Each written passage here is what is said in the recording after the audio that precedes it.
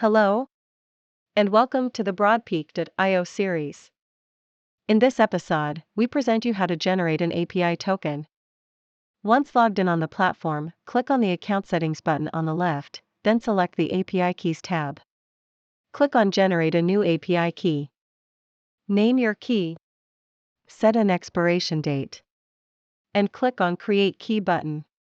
Make sure to save your key somewhere safe as it will not be shared with you again.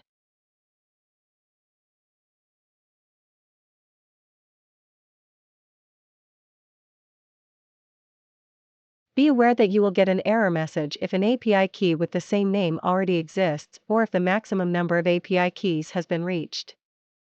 It is still more important to notice that this key is an API key of type bearer token. It is created for you by the authentication server. Do not share it because any party in possession of it can use it to get access to the associated resources. Thank you for watching. In the next episode, we'll see how to test your API token in API reference.